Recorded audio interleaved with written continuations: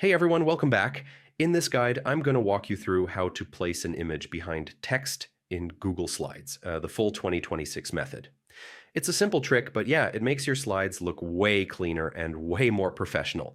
So let's get right into it. First, open the slide where you want the image to sit behind your text. You can use any layout, but a blank one gives the cleanest result.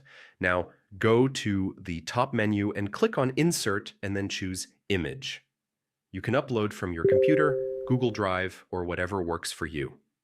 Once the image loads, just resize it so it fills the whole slide. All right, here's the part a lot of people miss. Right-click on the image and choose Order, then select Send to Back. This pushes the image behind everything else on the slide. Now click Insert again and choose Text Box. Type whatever you need. Since the image is already behind, the text stays on top automatically. If you can't read it clearly, don't worry. We're about to fix that.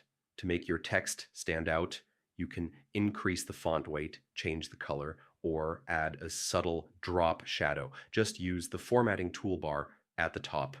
Sometimes, a white font with a shadow works really well for darker photos.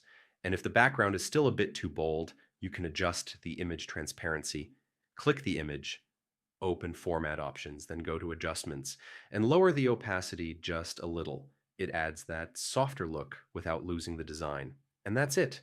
That's how you place an image behind text in Google Slides using the full 2026 method. Super quick, super clean.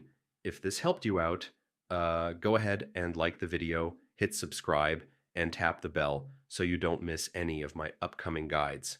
Thanks for watching.